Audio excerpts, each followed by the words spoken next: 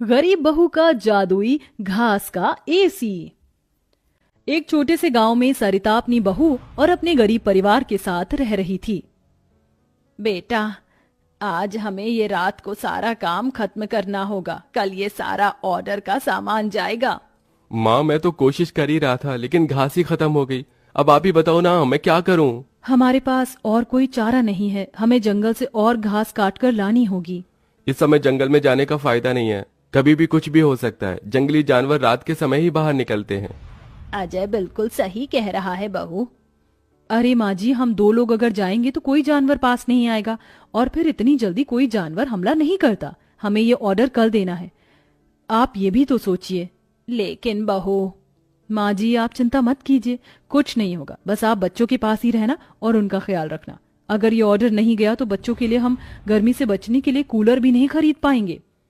सरिता की बहू भाविका और उसका बेटा, वो तीनों घास से पंखे कूलर बनाने का काम किया करते थे, इसलिए उन्हें घास की जरूरत पड़ती थी। वह आधी रात के समय जंगल में जाते हैं। भाविका, जरा से भी हलचल हुई तो मुझे बता देना, कभी भी कुछ भी हो सकता है। ठीक है जी, मैं आपको बता दूंगी।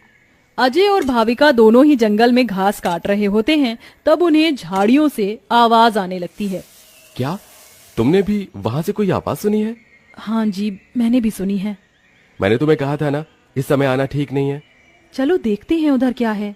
भाविका और अजय झाड़ियों के पास जैसे ही जाते हैं, उन झाड़ियों के पीछे से एक आदमखोर भेड़िया निकलता है। भाविका, भागो यहाँ से, यहाँ पर तो बहुत खतरनाक भेड़िया है। अजय और भाविका दोनों अपनी जान बचाकर भागने लगते हैं। अजय, अब हम लोग क्या करें? कहीं भेड़िए ने हमें खा लिया तो? रुकना मत, बस भागती जाओ। भागते भागते वो दोनों जंगल से किसी तरह बाहर निकल आते हैं और भेड़िया उनका पीछा छोड़ देता है। जान बची तो लाखों पाए, लौट के बुद्धू घर को आए।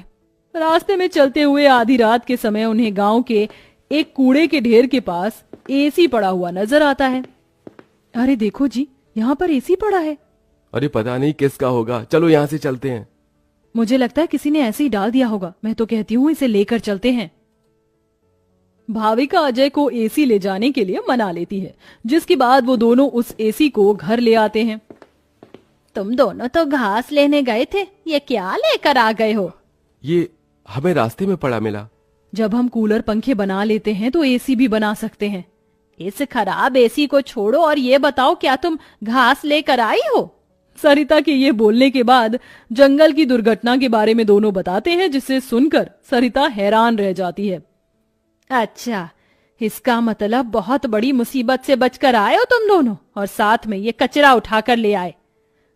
वह तीनों बहुत ज्यादा परेशान हो जाते हैं। कल का ऑर्डर पूरा करने के बाद उन्हें कुछ पैसे मिल जाते, लेकिन घास न होने की वजह से उनका ऑर्डर पूरा नहीं हो पाता और वह ऑर्डर कैंसिल हो जाता है। अगले दिन उनके टूटे फूटे घर के अंदर धूप की किरणें आने लगती हैं, जिससे बहुत ज्यादा गर्मी हो जाती है। हे भगवान, कितनी गर्मी लग रही है, घर में पंखा भी नहीं चल रहा है। मुझे भी बहुत गर्मी लग रही है। पिताजी पिताजी, हमें बहुत गर्मी लग रही है, हमारे घर में एक पंखा भी ठीक से नहीं चलता। बेटा, थोड़ा सा सब्र रखो, कुछ दिनों में मेरे पैसे मुझे मिल जाएंगे तो मैं घर के अंदर एक अच्छा सा पंखा लगवा दूंगा।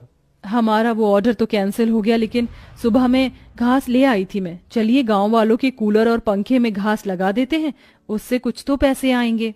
हाँ, तुमने सही कहा। भाविका और अजय दोनों मिलकर पुराने कूलरों के अंदर घास लगा रहे होते हैं और यहाँ घर में राजू दिशा गर्मी से परेशान हो रहे होते हैं। काश कि हमारे घर में भी कोई एसी होता। तभी दिशा की नजर उसके पिता के लाए हुए एसी के ऊपर पड़ती है।